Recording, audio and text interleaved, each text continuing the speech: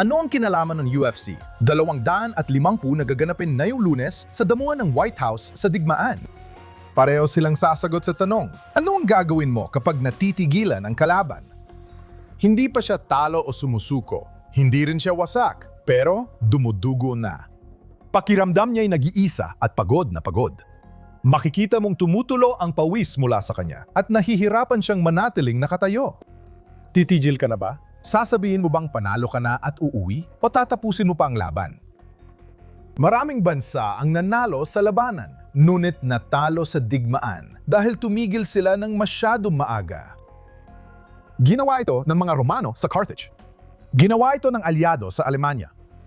Parehong beses nilang inakala na nawala na ang banta at parehong beses silang nagkamali. Sa ngayon, ang Iran ay nasa posisyong tulad ng dati sa kasaysayan. Nagkahiwa-hiwalay ang mga kinatawan nito at matindi ang pagsubok sa ekonomiya nito. Malakay ang kabiguan ng ballistic missile program na ito. At ang nuclear infrastructure nito ay labis na nasira. Mas mahina na ang estratehikong posisyon nito sa gitnang silangan kumpara dati. Pero narito ang tanong. Kung hahayaan nating makaligtas ang Iran sa yugtong ito ng buo, magkakaroon ba tayo ng kapayapaan? Nagtatakda lang ba tayo ng bagong digmaan? Balikan natin ang 2,200 taon ang nakalipas. Ang unang digmaang puniko sa pagitan ng Roma at Cartago ay tumagal mula 264 hanggang 241 BC. Iyon ay 23 taon isa ito sa pinakamalalaking laban nung sinaunang panahon. Ngayon, nanalo ang Roma. Napilitan ang Cartago na isuko ang teritoryo nila. Nagbayad sila ng malaking danyos. Halos nawasak ang kanilang hukbong dagat, nasira ang kanilang ekonomiya. Para sa maraming Romano, tila tapos na ang banta ng Cartago. Ngunit nagkamali ng malaki ang Roma. Hinayaan nilang mabuhay ang Cartago. Hindi nila binago ang estruktura ng pamumuno at kulturang militar nito. At ang pinakamahalaga, iniwan nilang buo ang ambisyon nito. Iniwan din nila ang henerasyon ng mga batang Kartahinyano na desididong maghigante sa kanilang kahihiyan. Si Hannibal ay isa sa mga kabataang yon at kinikilalang dakilang general sa kasaysayan ng militar. Habang nagdiriwang ang Roma, nagplano si Hannibal ng paghihigante. Sa halos 20 taon, itinayo niya muli ang Cartagena ng palihim at hindi dramatiko. Meron siyang tiyaga. Ginawa niya ito ng napakasistematiko, nakatuon sa pangmatagalan. Sumunod ang ikalawang digmaang puniko. Tumawid si Hannibal sa Alps, kasama ang mga elepante sa pagkakataong ito. Winakasan niya ang mga hukbong Romano sa Trebia, sa lawa ng Trasimene, sa Cannae. Buong mga hukbong Romano ay naglaho sa mapa. Mas nalapit ang Roma sa pagkawasa dahil sa Carthage kaysa sa ibang panahon ng kasaysayan nito. At ang aral sa kasaysayan para sa mga pinunong militar at mga historiador ay hindi natapos ng unang digmaan ng banta. Naantala lang ito. Sa huli, nagwagi ang Roma dahil natutunan nila ang aral at bumalik sila upang wasakin ang Carthage at tuluyang winasak ito sa ikatlong digmaang Punic. Pero nagbayad sila ng napakalaking halaga dahil tumigil sila ng masyadong maaga noong una. Ngayon, mabilis tayong lumaktaw ng 2,000 taon. Punta tayo sa 1,918. Natalo ang Alemanya sa unang digmaang pandigdig, nawala na ang German Kaiser at bagsak ang kanilang ekonomiya. Nilimitahan ang kanilang hukbo. Ngayon, dumating ang mga nagwagi-dala ang kasunduan sa Versailles at nagpataw ng mabibigat na parusa sa Alemanya.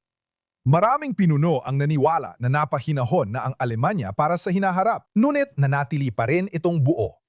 Naapektuhan ang industriyang na basehan nito, ngunit nanatili ito. Nanatili ang basehang siyentipiko nito. Nanatili ang pambansang pagkakakilanlan nito. Pinakamahalaga, nanatili ang sama ng loob at kahihiyan ng Alemanya. Tama, pinahina ng Versailles ang Alemanya pero hindi ito nabago, tulad ng Carthage na di rin nabago matapos ang unang digmaan Punic sa Roma. Hindi nawala ng unang digmaang pandigdig ang ideolohiya na nagtulak sa labanan. Pinahaba lang nito ang susunod na kabanata. Pagkalipas ng 20 taon, lumitaw si Adolf Hitler. Nakapagpatayo na muli ang Alemanya. 20 taon ang lumipas, nakapagpatayo na muli ang Alemanya. Nakapag-armas na rin sila ulit. Naayos nila ang sarili at nagpasimula ng digmaan na pumatay ng milyon-milyon. Siyempre, dagdag pa ang 6 na milyong Hudyo sa Holocaust. Ang natalong kaaway ay hindi na nangahulugan na bago na ang kaaway. Sa totoo, minsan ang pagkatalo ay nadudulot ng kondisyon para sa paghihigante. Tingnan natin ang Iran. Sa loob ng maraming taon, binuo nito ang tinatawag na singsing ng apoy sa paligid ng Israel kasama ang Hamas, Hezbollah at mga Shiite militia sa Iraq at Syria. Ang mga Houthi at Palestinian Islamic Jihad ay bahagi ng network na naglalayong palibutan ng Israel ng presyon at karahasan. Ngayon, ang Oktubre 7 ay inaasahan nilang simula ng isang bagong realidad sa rehiyon na wala ang Israel. Sa halip, kabaligtaran ang resulta. Wasak na ang Hamas. Malalaking pagkalugi ang dinanas ng Hezbollah. Marami sa mga estruktura ng Iran sa rehiyon ay nawasak na. Wala na ang rehimen ni Assad sa Syria. Patay na ang mga komandante at leader ng Iran at tinamaan na ang mga estratehikong pasilidad. Malaking bahagi ng missile at nuclear infrastructure ng Iran ay napinsala ng matindi, kaya mas mahina na ngayon ang Iran kaysa dati. Nakakagulat talaga ito. Pero hindi ibig sabihin na talo sila. Ibig sabihin lang ito, mahina at madaling tamaan sila ngayon. Madalas nagiging mapanganib ang mga kaaway kahit mahina. Matagal nang ginagamit ng Iran bilang sandata ang Strait of Hormuz, bukod sa mga misil. Dito, dumadaan ang halos ika-5 bahagi ng langis sa mundo. Nagkaroon ng malaking kalamangan ng Iran dahil sa kakayahan nitong bantaang ang Hormuz.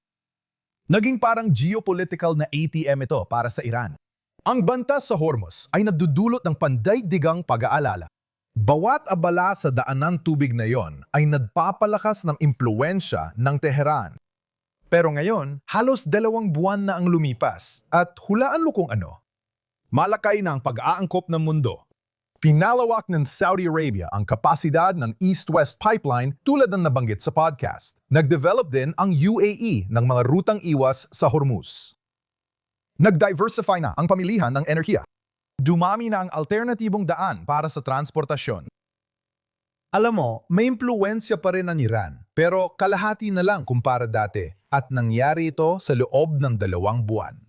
Sa totoo lang, nabawasan na ang kakayahan ng Iran na gawing bihag ang pandaigdigang ekonomiya. At maisip ba natin kung hindi pinatigil ng Israel ang programang nuklear ng Iran?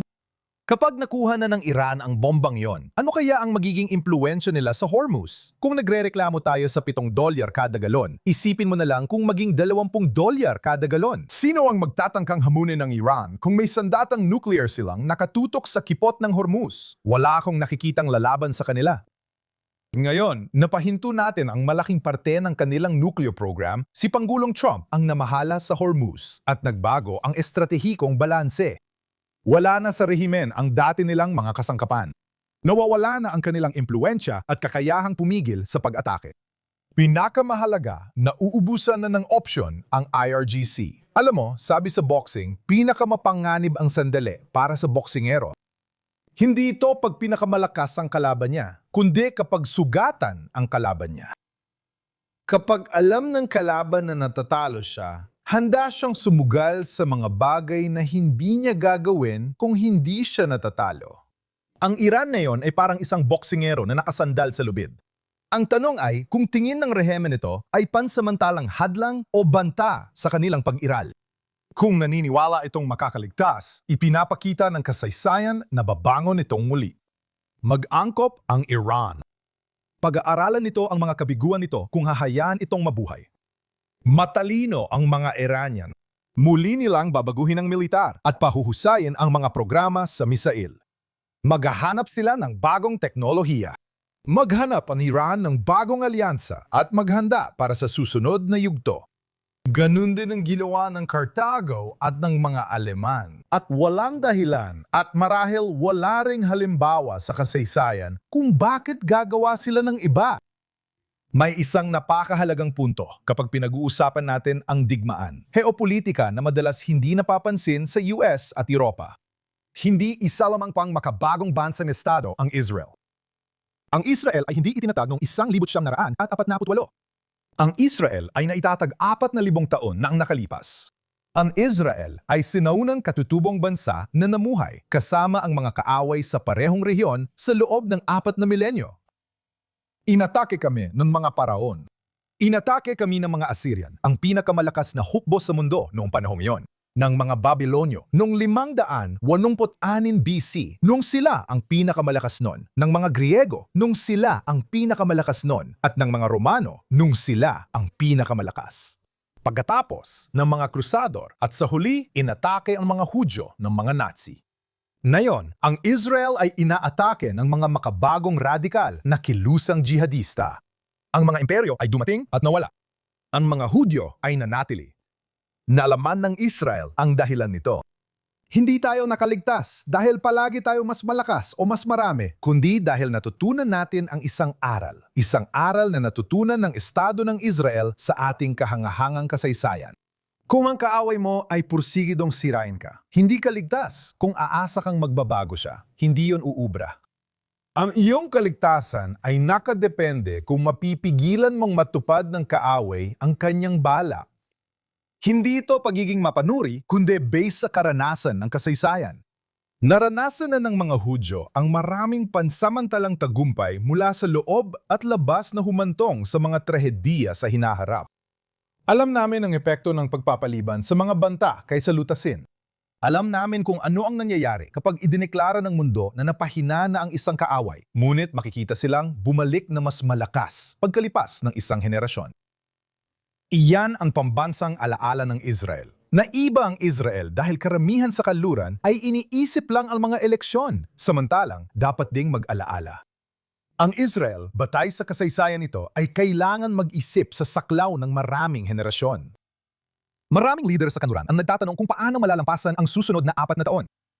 Ang Israel ay natututo ng magtanong kung paano masisiguro na mananatili pa ring may estadong Hudyo, hindi bukas, hindi sa loob ng 4 na taon, kundi sa loob ng 400 taon mula ngayon. Ang pagkakaiba miyon sa pagitan ng sinaw ng pananaw ng Israel at ng panandalyang pananaw ng kanluran ay lalong nagiging malinaw sa usapin tungkol sa Iran. Para sa marami sa kanluran, ang layunin ay katatagan. Para sa Israel, ang layunin ay kaligtasan, hindi katatagan. At hindi magkapareho ang mga iyon. Ang realidad ay nadudulot ito ng tensyon kahit sa pinakamalalakas na alyansa.